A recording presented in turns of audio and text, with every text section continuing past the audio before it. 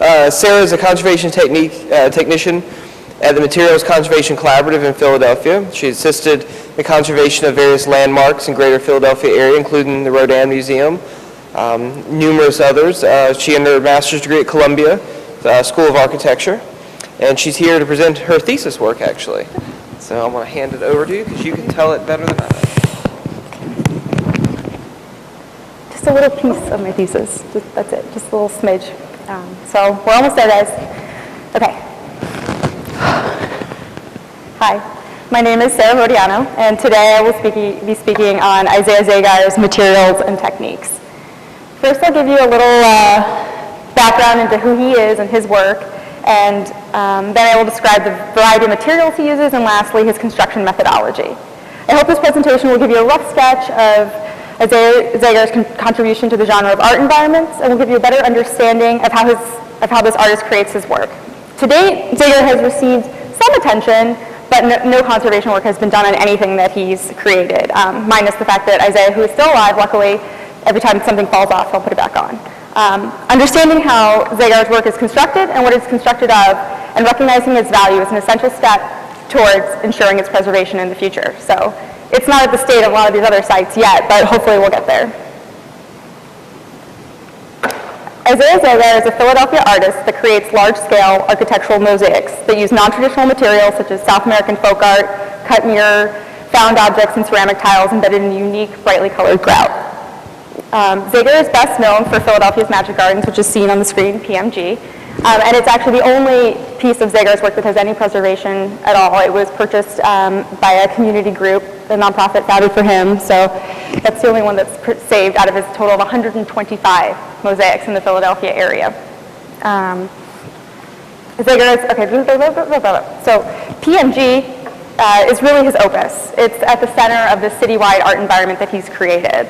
The physical site itself is comprised of a building at 1020 South Street and the two adjacent lots, and it's embellished inside, outside, walls, ceilings, floors. He's built grottos and stairways and pathways. And here's just a couple images so you can see the various kinds of environment that he's created. He started the construction of this in 1994 and is pretty much done. There's not much left that he can do, but he's still working. But even more unusual than PMG's presence in the 5th largest city in the US is that Zagar's work is not confined to this one location. As you can see here, Zagar's mosaics have been sprouting out all over building facades, walls, and alleyways throughout Philadelphia. As I said, there are more than 125 mosaics currently, and he has covered more than 50,000 square feet of wall space in the area. That's a lot in a small urban area. And today, the site of his riotous mosaics is more common than not on South Street. There are 70 mosaics on the South Street corridor. Zagar's art environment is far greater than PMG alone. It encompasses the city of Philadelphia. And in the process, Zagar's Philadelphia art environment has become both a source of pride and an emblem of the city. Here are some of the other sites that are within walking distance, really, of PMG. They're everywhere. Some are just one-story facades, some are entire buildings, some are inside, some are outside. Just to give you a little sense of who Isaiah is. Isaiah was born in 1939. Unlike most art environment builders, he is a trained artist. He earned a BFA in paintings and graphics from the Pratt Institute of Art in New York City in 1960. In 1962, he met and married his wife, Julia. They later joined the Peace Corps, where they spent several years working together as art advisors to the Aymara and Inca peoples in Peru, where they really started to develop their love of South American art. And upon their return to the U.S. in 1967, they moved to Germantown, which is just outside of Philly downtown, and then things took a turn for the worse. Isaiah had a nervous breakdown and he was institutionalized. He even attempted suicide. And as a way for him to cope with all of the trauma in his life, he started to mosaic. He and Julia moved down to Philadelphia, and they bought a home on South Street and opened up the Eyes Gallery, which is a folk art store. The nervous breakdown Zagar suffered was an artistic revelation for this aspiring artist. His psychotic break redirected his mode of self-expression and led him to develop a unique, recognizable visual language. He has continued to refine that visual language over the last 45 years. While each mosaic is one of a kind, there are common threads that run through his body of work. One, The compositions are based on Zagar's painted line drawings, which can either be floating, undulating lines, large abstracted figures, or large heads. The content relates to his life, personal experiences in the local community, with a particular focus on his family. And 3, the mosaics are created with all the aforementioned materials, all held together in a patchwork of brightly colored grout. The vast majority of these materials are ephemeral in outdoor applications. So, what are the materials? Of all the materials Zagar employs in his mosaics, one thing is clear. The mirrors are key, he said. In his early work, Zagar used large sheets of mirror in random patches, unlike the running lines he used in his later work, which you can see on the far side of the screen. Having mastered cutting mirror, Zagar now uses smaller rectangles that are approximately 1 by 3 inches in size. In addition, Zagar has found that using smaller pieces of mirror helps combat vandalism of neighborhood kids who would smash the larger sheets when they were on exterior surfaces. Over the years, Zagar has given various explanations for why he uses mirror. He feels it is a magical material. He is drawn to it because it is inherently enchanting, he said. The material is always present, reflecting everything. It possesses the profound mysterium tremendum, which he seeks in everything. Also, Zagar said that he is drawn to the reversal quality of mirror because of his dyslexia. In fact, many inscriptions are written in reverse, or sort of reverse, requiring a mirror to decipher them. And finally, Zagar has said he uses mirror to remind each passing observer, yes, it's you, you're here, your dreams matter too. He wants participants in his work. Another material that Zagar uses to great effect is glass, particularly glass bottle. Ooh, almost scared me. Particularly glass bottles. I lost my place. Glass, wine, and beer bottles were used to create many bottle walls, sort of like Grandma Prisby's bottle walls in PMG, and they've also been used to embellish different architectural elements on the tops of things and in his cement blobs, which are large cement blobs that Zagar makes and he sticks stuff in. In the bottle walls, the bottles are laid in courses and joined with the colored grout. When asked where he gets the bottles from, Zagar jests that he drank all of them. In truth, Zagar receives glass bottles from a variety of sources. Other glass elements of Zagar's work include refuse glass block, drinking glasses, blown glass art objects, reverse painting on clear glass, which he does with acrylic paints, and he also creates faux stained glass, which you can see in this bottom image right here, where he actually glues with Elmer's glue colored glass to clear glass, and then grouts over it with the same colored grout that he uses for everything. Like mirror, Zagar also considers ceramic to be a magic material. Ceramic pieces make up the majority of Zagar's mosaic filler. Zagar calls the process of filling in the ground of his mosaics seaming. The ceramics he uses are a mix of anything and everything. They're high-fire ceramics, low-fire, earthenware, stoneware, porcelain, terracotta, handmade, mass-produced, and pieces of his own work as well as by other ceramic artists, and plain industrial tiles as well. Some have flat or low relief, others are highly three-dimensional or actually discrete sculptures on their own that he's just embedded. Zagar uses an array of techniques to create his own tiles, which is something that he does that's really interesting, is he makes a lot of his own tiles, which he later embeds into the mosaic. Here he creates lace doily tiles by pressing lace doilies actually into clay. When Michelle Obama and her daughters actually visited Philadelphia in 2009, he got them to make some, so those lace doily tiles are somewhere in a mosaic, nobody knows where. He also creates tiles from scratch using stamps and molds, which we still have. He uses molds more historically than he does today, and during the 1980s, he ornamented many tiles with photo decals. Most commonly, though, what he does is he reglazes standard issue tiles that you get at Lowe's or Home Depot, and he has a small kiln in his basement where he paints out his phrases or images. And during Zagar's residency at the Kohler Foundation, he created many large-scale, high-fire ceramics that he could not create in his Philadelphia studio. These pieces are decorated with a wider variety of glazes and truly showcase his painting skills. In addition to his own work, Zagar includes the work of other ceramic artists. These tiles stand out against the abundance of more mundane tiles. For example, there are many tiles by Karen Singer and David Scott Smith hidden in the mosaic murals throughout the city. And according to PMG staff, although I haven't found it and I've been looking, there is one tile by Henry Chapman Mercer that's hidden somewhere in PMG. Also, Zagar commissions tiles and other sculptures based on his drawings from Surbeck Waterjet, which is a water jet cutting company, so they've done a lot of work for him. And significantly also, Zagar uses many ceramics that are broken in shipment to his wife's art gallery, the Eyes Gallery. These broken pieces include folk art ceramics from Indian, Peruvian, Ecuadorian, and Mexican artists, many of whom Zagar calls friends, and many of whom he actually commissions work from.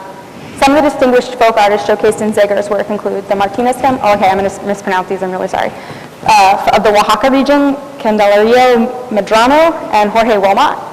The extensive collection of tiles by Jorge Wilmot is especially noteworthy. He's a very famous Mexican ceramicist. And Zagar has more than 3,000 of his tiles throughout his work.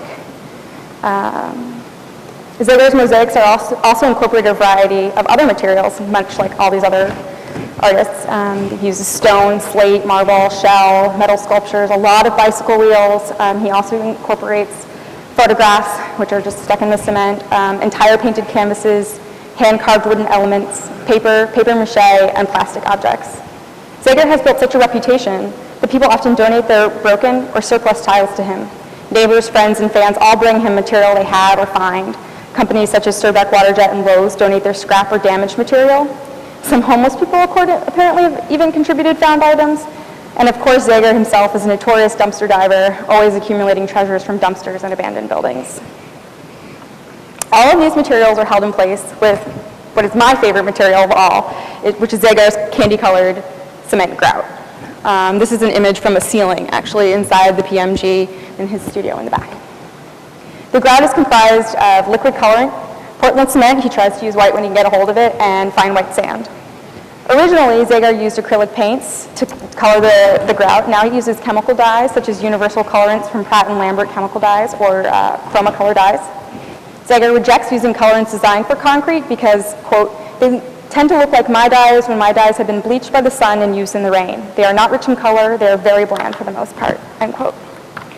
The grout mix is roughly 3 parts sand to 1 part cement, and Zagar adds the colorant by eye that suggests adding 1/8 of a quart of dye to 4 gallons of grout. But he really does it by eye, and it really depends on how flush he is. The wealthier he is at the time that he's making the batch of grout, the more dye he'll use, because it's expensive.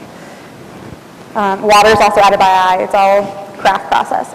All the elements are combined in a large trough with a hoe. Specific colors do not matter to Zagar. His concern is primarily that the dyes are used to their richest and most vibrant capacity. Unfortunately, a lot of this colored grout on the exterior surfaces is really starting to fade, and it no longer showcases the true color of the grout. While there is a long history of coloring mortars, stuccos, and concrete, few craftsmen or artists have achieved such color intensity. In part, this is because Zagar does not build in accordance with any ASTM or any standards for that matter, or building codes. His primary concern is in implementing his vision, and in this case, achieving intensely colored grout. Zagar has transformed a traditionally sacrificial material into one of central importance. I believe that this innovative approach to grout is significant. So here's how he puts it all together. This is sort of the methodology he's developed over the last 40 years. So what he does, and these are images actually from different classes. He now has classes where he tricks people into paying to do his work. The construction method that Zagar uses for mosaic murals is very similar to traditional mosaic construction. Zagar believes so strongly in his process that he's perfected, that he's even published a short manual describing his technique. For years, Zagar worked alone, but within the last decade or so, that's changed and he's hired several assistants. Now he even offers classes and workshops throughout the year. The workshops are an opportunity for Zagar to create his work with volunteer hands. He always designs the master concept and directs the installation. The work at the end of the day is still his. Like most mosaic artists, Zagar uses broken pieces of hard material held together in a soft binder. However, Zagar does not prepare a bedding layer. Instead, he uses water-based adhesive to hold the individual pieces in place until he's ready to cover the entire work with a surface-applied layer of grout. Zagar works directly on whatever wall surface he has. There's generally no preparation of the substrate. His only requirement is that it be porous and unpainted. Zagar may alter the substrate if it is unevenly stuccoed. In this case, he parges the surface with plaster until he achieves the smooth desired texture. For example, Zagar constructed large wooden frames at 11-pin Fitzwater and parged inside them. And that's actually an image of 11-pin Fitzwater's work. First, Zagar attaches large tiles or blobs. The blobs are what they sound like. They're large colored cement blobs where he puts different found objects into. The blobs are approximately 2 feet in diameter. Given their large size and weight, they are screwed into the substrate. The back of each unit is gobbed with a water-based adhesive and then stuck into the wall. Zagar has used various adhesives over the years, but currently, for the last several years, he's been using mape because it dries quickly and allows him to work faster, which lets him cover more ground. Once the blobs are attached, Zagar outlines his compositions in acrylic paint or chalk. This process is extremely important to the artist. He sees it as wholly his own. For all the classifications people have applied to Zagar, mosaicist, muralist, folk artist, etc., he sees himself as a painter, first and foremost. He said, "The mosaics that I'm doing are more painting than reproduction of painting. Mostly what mosaics are is a reproductive technique. The way I use it, it's an intuitive process that's more like painting. Zagar's painting is his signature." Zagar does not compose his mosaics in advance. He may have an image in his mind, but he neither painstakingly maps out his projects nor makes small-scale studies before diving in. The composition happens the moment he touches his paintbrush to a wall. Some of the images are autobiographical, some are fantastical, but they all tell a story. For example, House of the Two Writers at 724 Mildred Street adorns the house of, fittingly, two writers. One works for the Philadelphia Inquirer and the other is an accomplished novelist. Zagar's work is not about politicians such as Ed Rendell or historical figures such as Benjamin Franklin. Instead, it's about locals such as Mike Matteo, plumber, and C. Royce Edinger, printer and engraver. Like a census record or a diary entry, Zagar's mosaics are another document of the lives of ordinary people and the places they live, and of course, most often, of Zagar's own life. In addition to the main themes, there is a catalog of recurring imagery that Zagar recycles throughout his work. For example, Zagar may include many sexualized images. Both he and Julia are usually depicted naked. Dreams and dreaming is frequently featured and can be seen in Ezekiel's dream at the Church of the Crucifixion on 8th Street. And now, a menagerie of fish and animals also make appearances, as do quotes, names, short inspirational phrases. One of Zagar's trademark phrases is, "Art is the center of the real world," which is often accompanied by, "Philadelphia is the center of the art world." Zagar certainly has done his part to make this ring true. So, after he does this, Zagar then lines either side of his paint strokes with running strips of mirror, which you can see the woman doing in the image over there. Which is then followed by completely filling in the rest of the composition with all of the aforementioned materials, each with a gob of adhesive on the back. Zagar is indiscriminate about which tiles go where. He stresses, do not worry about the color of the tile you're using, they do not matter. The color or shape of the tile are of little consequence to the outcome. Do not hold fast in your mind to any spot or favorite placement of a particular tile. There is no such place, there's no perfect placement. Whatever he pulls out of his bucket and wherever it ends up is what was meant to be. This ad hoc improvisation is essential to Zagar's method of working. Once all the tiling is complete, Zagar hand mixes a batch of integrally colored colored grout and then applies it generously to the surface, working it in with a large sponge. Because the grout is hand mixed, each batch is slightly different. One mosaic mural may have multiple batches, each which are a different color. After the wet grout is applied, the final stage of dry feathering begins. Feathering is the cleaning buffing process Zagar uses while the grout is drying. He gently buffs the surface of the mosaic with a cloth glove repeatedly until the edges are clearly demarcated and the grout seams are fairly flat. Lastly, Zagar puts the finishing touch. He repaints his initial schematic outline in acrylic paint. As you can see, he actually has his volunteers doing that on the far image.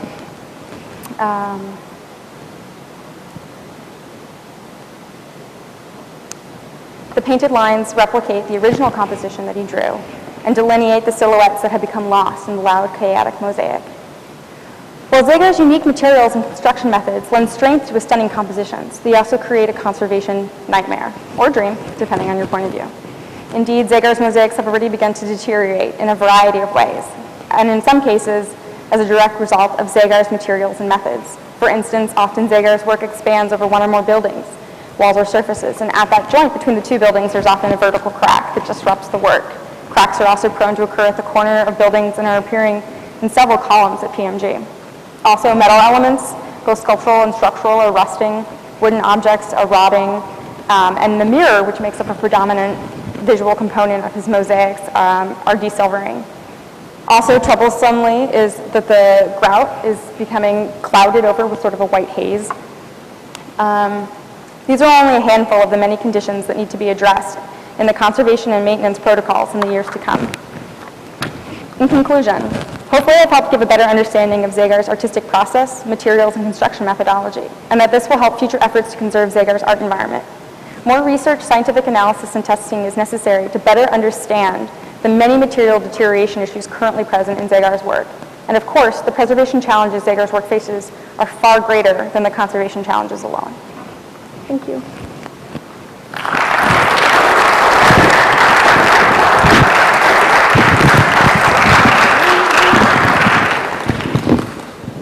Thank you very much, Sarah. Do we have questions for Sarah?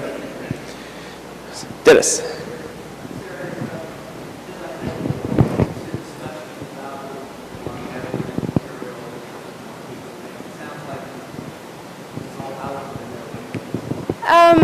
A little bit. He's kind of set in his ways and he's doing things the way he wants to do them, but for the first time I think he really is interested in the preservation of his work. So I think thinking about his legacy and his ego, he might be influenced to change some of the materials he uses.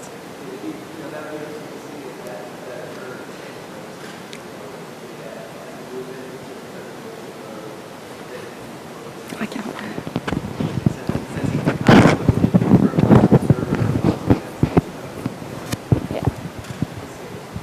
Question.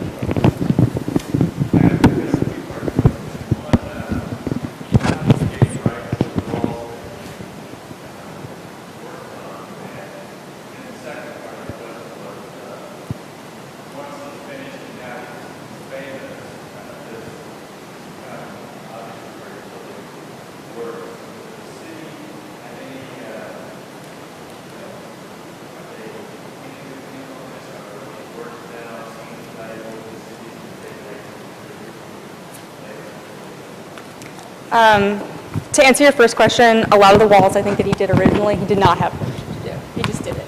In fact, the site of PMG, he didn't own that site. It was a vacant lot back when South Street was really dilapidated and it was littered with trash and rats. And so that was a big thing, is that he just sort of does it. But now he gets permission often, but he doesn't have any ownership. So although he may receive permission to do a lot of the alleyways and garage doors and things like that, there's nothing to keep the owner of that property from tearing it down when they decide they want a bigger garage or a new whatever.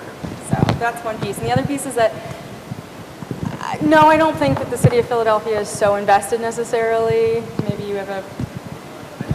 They're not. In fact, one of his mosaics, which is in Society Hill, was recently, there's a lawsuit that it's in building code violation and they want to see it torn down. So I don't think people would be so sad if it disappeared, unfortunately. But there is a constituency of people that do care a lot about it. When the PMG was threatened, they had more than 1,400 community members sign a petition to keep it there. And they raised $10,000 just by putting a bucket out in front of the site. So there are people that are interested, but I wouldn't say that it was the city. I think it is acquiring some cachet. And I've seen it over the last couple of years. Because when his major site was present, I've let you do this over the years, but you know what? I want to go a different way. Yeah. And that really began with people who came from this. I think the community picked up on it more. So I think people are now commissioned to do things. There are some commissions, and he finally did get one work in the Philadelphia Museum of Art. He's been trying to submit work for a long period of time. His son did a documentary on him a couple years ago. It's very interesting. Not really complimentary. You get to know more about Isaiah as a dad. Not a great dad.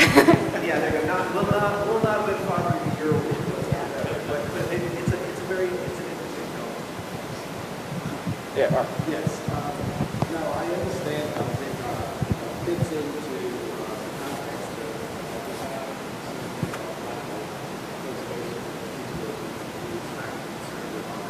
materials. I can see how it relates to the output outside of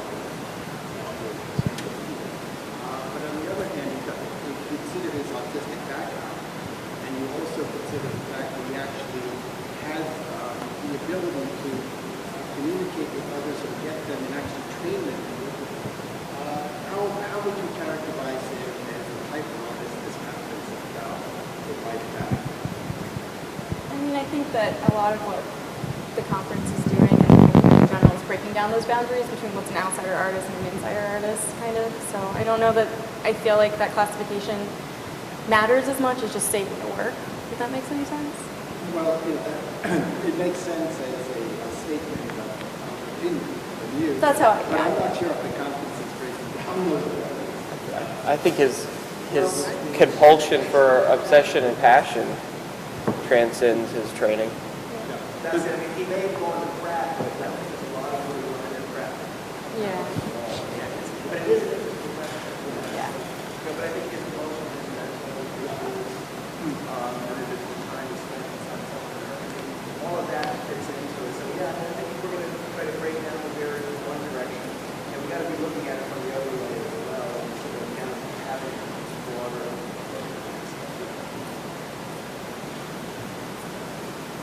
Any last comments questions for Sarah?